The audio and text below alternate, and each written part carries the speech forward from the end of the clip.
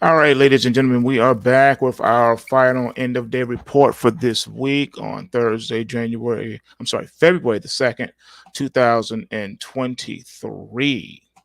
Man, oh man, oh man. So all the reports are out. FOMC did the quarter basis increase with the rates. That's what the market was expecting. Then we got a plethora of other government reports, and we got earnings coming out, just a whole bunch of information for the market to digest. So the stage has now been set for trading for the first half of the year. What happened this week sets the stage for what's to come up until the summer of this year. So looks like battle lines have been drawn, sides have been taken, and now we're off to the races, ladies and gentlemen. With that being said, let's take a look at what's going on here and how we ended the week. We got a couple of requests from the trading room, so we'll start there first. The first chart is PDX Partners. And this is a penny stock that has been pretty much flatlined. Nothing is happening in this whatsoever. And it's been that way for quite some time. Just not a lot of interest in this security. So I don't know what's going on here. Let me see if I can get you some more information on the weekly. Now, it's not a lot of information on this one.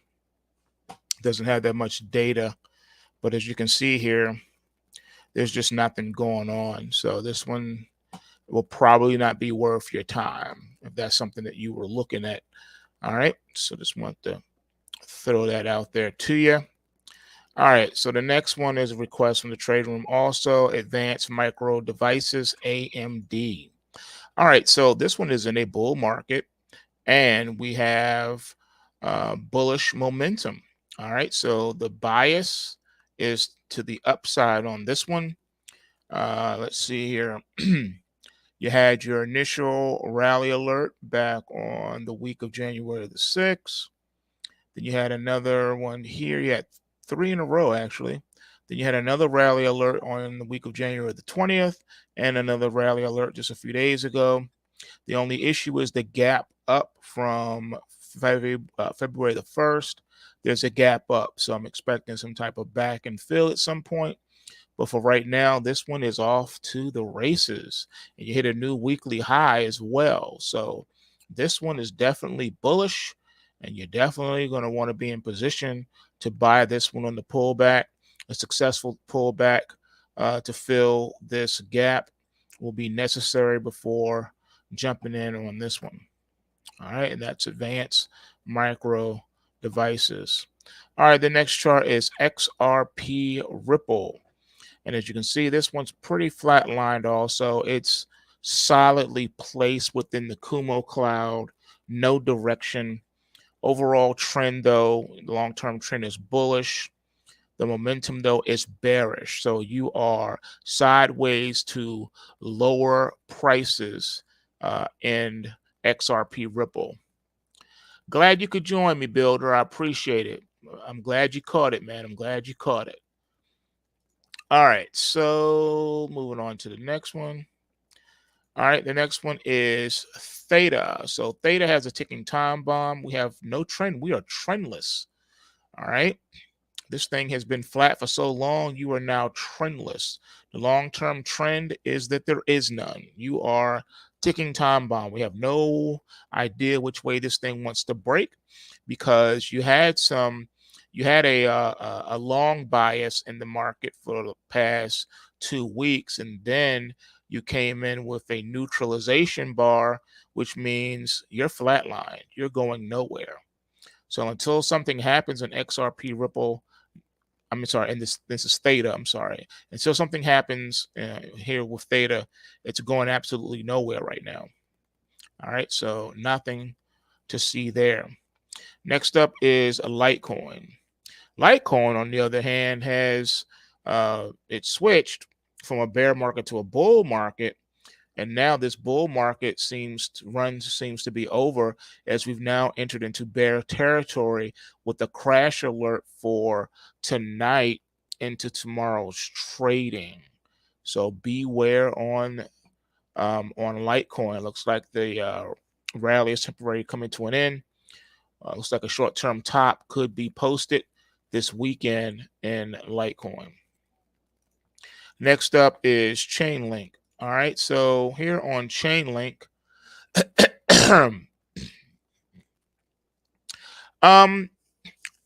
for the most part, I've taken away that indicator from the chart, I think. Let me see. Did I or did I not? Nope, I didn't. Okay. When I get to Bitcoin, we'll take a look. I did. It's still here. I thought I took the indicator away, but I didn't. Excuse me. So with Chainlink, you have a bearish bias in a bull market. You're in the Kumo cloud, so sideways to lower prices in Chainlink.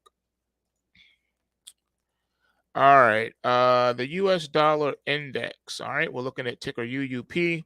So a few days ago, we got a possible rally alert. We got no upside production. The market relocked in on the downside and hit a new leg lower. Now looks like the market wants to try again. We have a rally alert for Friday in the U.S. dollar index, ticker UUP. It's pretty much getting up here to this resistance, going to be around $28 a share. So that's what we offer right now. And the bottom of the Kumo cloud is around 28.50. All right, so we'll see what can happen. But this U.S. dollar is really locked in. All right, looking at bonds. This is ticker TLT. So you have that $110 resistance mark, which the market got up to and then crashed into the close. You got up to 109.35 and then just fell down after hitting a new weekly high in TLT. You can see here that the bear situation is still live and direct. All right. So that means that this rally is probably going to get sold, ladies and gentlemen. All right. When you have the red line there, it's selling rallies. That means that the bears are in control. That means they'll let the markets rally, and then they'll get in there and they will start shorting. And every time that happens, they will wash, rinse, and repeat. I'll see what we can do here on that one. Hey, what up, Tom? Haven't seen you in a minute, man. What's up? Let's see. So your bonds, trying to do something right here at that resistance, the overhead resistance of 110. And the bears are still in control, so rallies are looking to get sold here. All right, so you did it back here. You did it back here. And if you notice, as the market rises, these bot checks show up. And then it's not long after these bot checks show up that you get that pullback. So people have been building up here. So I think, because this is a non-shortable, that means that people are putting positions in TBT. All right. So I think that this market could run the risk of falling down pretty heavy tomorrow. If so, between 104 and 105 is where your current support level is in TLT. All right, next up, we got the S&P 500. The ticker is SPY. And you'll see this bear market rally is alive and well.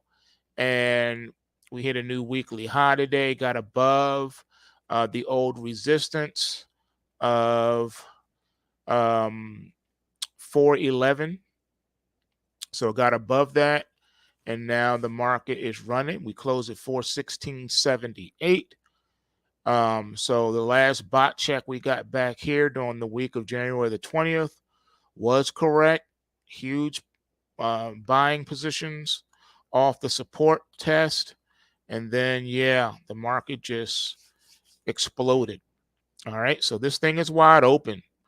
I see pullbacks being bought hands down, nothing to even think about. So yeah, looks like the stock market is ready to run and take a look at testing and taking out the old highs. So I think that's what we're gunning for right now. The old highs are in effect. Looking at silver, ticker SLV, silver had a rally to a new weekly high today before crashing and burning into the close, ladies and gentlemen. I had to admit, when I got up this morning, I saw I saw silver up over $1. I was like, oh wow, look at that. And no, I did not buy it. No, I did not put a ticket in to buy. No, I did not. I knew that the rally was going to get sold because this bearish bias, that's what that means. When you see the red line like this, it means the rallies are being sold. Bears are waiting for the market to rally so they can sell it. They're not buying. That's what that means. All right, it means that people are not buying. They're looking to sell. And that is exactly what you saw happen here. They let this market rally and then they sold it down. They let it rally some more and then they waited and then they got their opportunity today. The market fell down. Now it's right here at the top of the Kumo cloud. So it looks like this market is threatening to drop back down below $21 a share in SLV. That'll put prices right back into the Kumo cloud. All right, so silver's just having a hard time right here, ladies and gentlemen. I know there's a lot of chatter on the internet about silver exploding, but they've been talking about gold and silver exploding forever. So I go by what the market tells me. Okay, the next one is the NASDAQ 100, the QQQ. Now, this market gapped up on the open today, so I'm expecting some pullback, some back and fill tonight into tomorrow, correction, just to fill in the bar, maybe even overshoot it a bit. And then I think once the pullback is done, the market's ready to explode even higher. The old highs back here are now in play. That's $334.42 a share. I think that's where the QQQ is headed. It's going to go ahead and, at minimum, double top. And then if it fails, then we drop and the market will drop precipitously and violently. All right. So just FYI on the precipitously and the violently. Emphasis on that. All right. Precipitously and violently. All right. Can't emphasize that part enough. One more time. Precipitously and violently, the market will go if we double top and the market can't break it. So just FYI, that's what we are looking for, ladies and gentlemen. Looking at crude oil by way of ticker OIH, and this one was a beautiful setup. So we had back-to-back new 52-week highs, okay? And this is ticker OIH, looking at crude oil futures, all right? And we hit that. After hitting that, we hit the 52-week high, but the market wasn't done yet. Took that out, and then crashed into the close the week of January the 18th. Gave us our first crash alert, saying that we have a short-term top in oil. Then we got another crash alert. And then the market drifted a little bit, came down, rallied up to the resistance, got that bot check, letting us know that big short positions were coming. And then the market proceeded to drop. We got another crash alert, little bump up, crash alert. And then here's the new leg lower today with another crash alert for tomorrow, for Friday's trading. It is looking like that is what's going on. Top of the Kumo cloud is going to be about $290 a share. So you're looking at a possible 13-point drop, $13 drop coming in the QQQ at minimum. And then this is a very tight Kumo cloud. So there's a chance that this thing, that the bottom of the cloud support could fail, and then this thing just collapses. All right. And then the old lows back here would be in play. And that's quite a long ways down from here. So eyes wide open for you oil people out there. Looking at the Russell My Hustle, ticker is IWM. You notice that we have a bear market still, but this is a bear market rally. Bulls are in control. Nice, smooth, upward momentum with nice strength. This market looks very strong and it's ready to do some things. All right. Looking like it's ready to do something. Looking like this base back here was built nice and tight, and the market is rip roaring. So looks like the stock indexes have made their choice, and they want to they want to run. Here's gold. The ticker is GLD. Now, this is a chart you don't want to see because you're in a bear market. You had a bear market rally, right? Right. Back here, you had the neutralization that lasted quite a while and kept the market from going anywhere. Then it fell off, and that's when the market was allowed to rip. You got the beginning of this bear market run. So your market ran starting from the week of November the 4th of 2022 all the way up until January the 26th of 2023.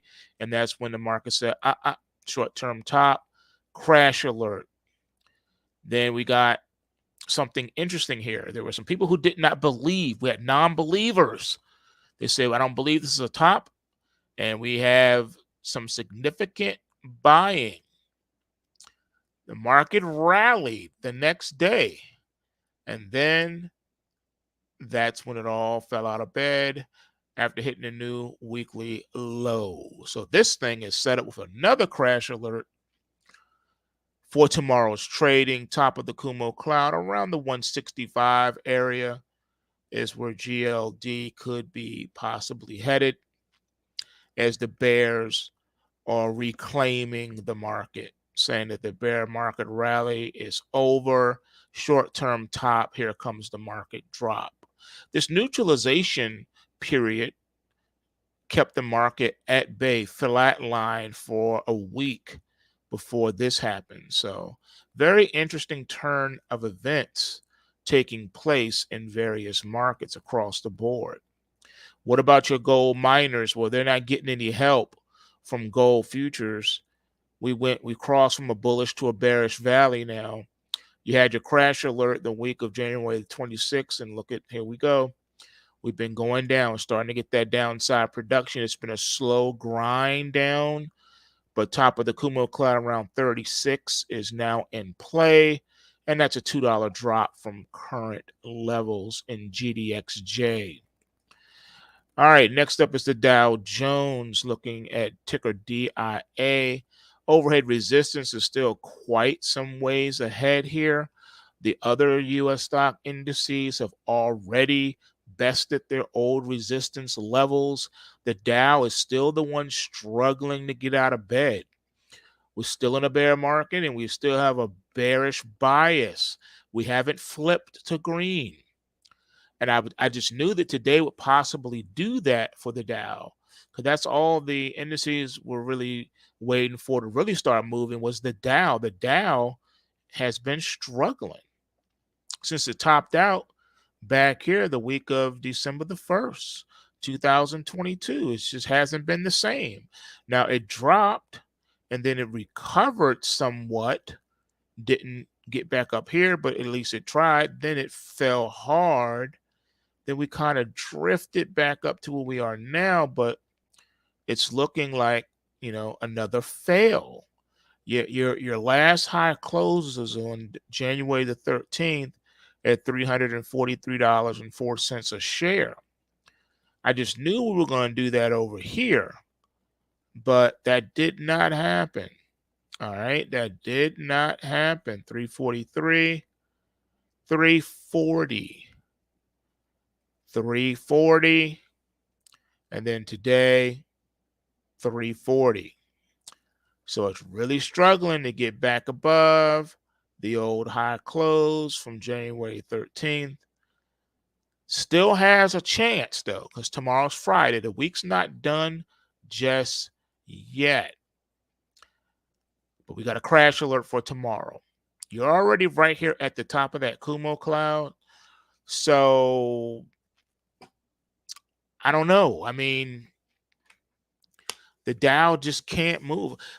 If this Dow rallies tomorrow on some good strength, then that means next week the stock market should explode and just go gangbusters. Like the Dow could move at least 1,200 points next week to the top side easy. So we're going to see. We're going to see. This is a crossroads still. This has not flipped to green yet. I'm waiting for this line to go green. Once this line turns green, then these orange bars are going to turn into blue bars. And then the market will be ready to do a little something, something. But right now, it hasn't even taken out its old resistance like the S&P and the NASDAQ and the Russell have. They've bested their old resistance points. The Dow has not. The resistance is still staying there in the face. It needs to get above 360. That means that the diamond, the DIA, would have to rally $20 tomorrow and close there in order to take this out. And then that's just the beginning, because then it has to take out the next hurdle. All right, so you got hurdles, man. You got hurdles. All right, you got 1, 2, and 3. You got to take those out. You got to close above those. Dow, what's up? The market has all the potential in the world. Now, let me tell you this too. It's very important to hear this. Okay. That's a good question. I'm going to answer that question within this statement. Joshua wants to know. He's asking about rotating out of the Dow and into the QQQ and the SPY. All right. Normally, people would do that. You cut your losers and let your winners run. But this is a little bit different scenario. We're talking about, since the Dow has been the weakest, it has the most to gain. So you will want to put your money into the Dow once we go from red to green. Once these orange bars turn blue, it's time to go. Then you want to get on that, because it's going to run the hardest. The other ones will just kind of float and wait for the Dow to catch up, and then they all just explode and take moonshots together. But for right now, this is how it is. Okay, historically speaking too, folks, the stock indices move together. The Russell, the NASDAQ, the S&P, the Dow, they move together, tick for tick, in the same direction. There was only one time that I can think of where the markets did not move together. And that's because the NASDAQ did not participate. So in 2007, 2008, where the Russell, the S&P, and the Dow were hitting new contract highs on the futures, the NASDAQ was barely budging. I mean, it moved up, but not really. And then you had the NASDAQ, you had the Russell, the S&P, and the Dow not only hit new contract highs, but they took out the old highs from the NASDAQ bubble burst in 2000. They took it out. They took all that out. All right. So they gained all that. They recovered all the losses from the tech bubble burst. The NASDAQ did not. It barely rallied 50% of the loss from the bubble high. It would be years later for the for the NASDAQ to finally catch up and take out the old 5,000 high from 2000, from 1999 and 2000.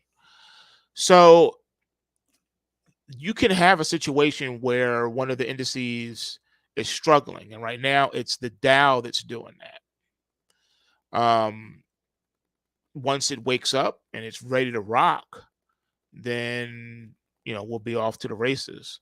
But I think something else fundamentally is happening here, and that is that the Nasdaq is basically now the new Dow. The Dow Jones Industrial Average, the name says it all. The industrial age. We're no longer in the industrial age. So the Dow is technically a dinosaur. It's the blue chip Fortune 500 companies of yesteryear. But now you got Tesla, you got all these tech companies that make up the NASDAQ. And those are the new industry, the information age, the tech age. So the Dow is losing relevance. So that could be a reason also. But people know the Dow. The Dow Jones has the name. It has, everything going for it. So I don't think it's going anywhere. It's like the Bitcoin of the stock indices, the most well known.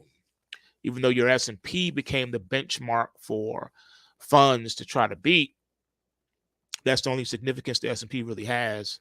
But the Dow is what you hear on the radio and on the news and on TV. The Dow Jones, the Dow Jones, the Dow Jones. So that is old hat.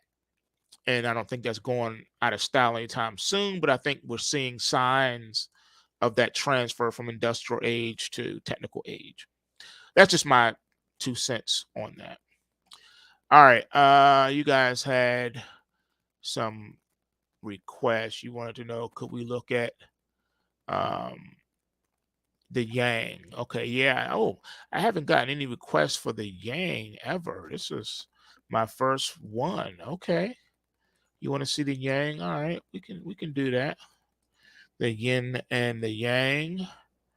All right, so this the Yang is the inverse ETF, the 3x inverse ETF for China's stock market. All right, so as you know, those 3x ETFs, I don't really like them. I don't think they move right. But anyway, this is supposed to be a bear ETF, and you can see it's in a bear market, which means that China's stock market should be in a bull market, right? But it just transferred from a bearish market to a bullish market, but you really don't have any get up and go yet. And this thing is priced at $7.92.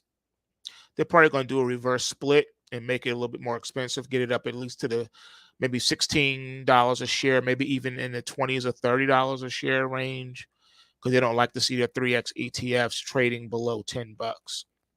Just something to think about as you're moving forward with this one. And you have a bearish bias in this market, even though it's crossed from a bear to a bullish perspective. It's not moving. It's still flatlined. It's going absolutely nowhere. I think this one is on the dashboard though. So if you go to pulsewavetrading.com, log into your account and look in your dashboard, you should see it under the U.S. equities. I do believe it is on that. Just FYI for you. All right. Let's see. We're getting late, so let me see here. Give me just a moment.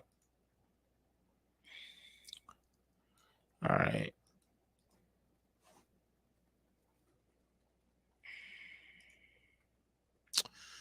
Let's see. So okay, give me just a second.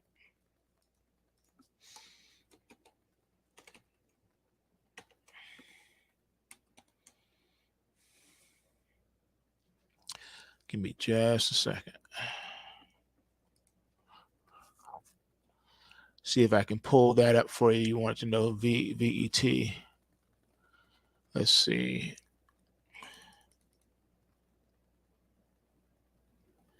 Okay, here's your VET, your V chain, and there's nothing going on here. It's been really spotty and pretty much flat. There's just nothing happening. And right now it's flat to bearish, even though it crossed from a bearish to bullish market. Just nothing's happening, and it's trading at 2 cents. So yeah, got some kind of spike back here. So I don't know. This one is just, yeah, there's nothing happening on this one, man. Your VET, there's nothing happening. Not a. All right, folks. I think that should just about do it. If you have not already done so, head on over to pulsewavetrading.com so that you can sign up to receive your PulseWave reports free of charge for the next 14 days. Trade alongside of us, see how much money you can make over the next 14 days. Prove it to yourself and see how powerful the PulseWave reports really are. There's nothing like it on the planet, I can assure you. Second to none.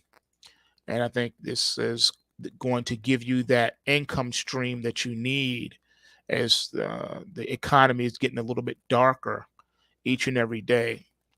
You're definitely going to need a strong income, especially if you're in the tech sector and right now your job security is uncertain. You're going to need this. All right. You're going to need financial independence. So head on over to pulsewavetrading.com and remember, make money, not excuses. The system works if you work the system. Bulls make money, bears make money, and pigs get slaughtered. So remember to take what you can and give nothing back. Everyone have a wonderful weekend, and I'll see you in the next one. Peace.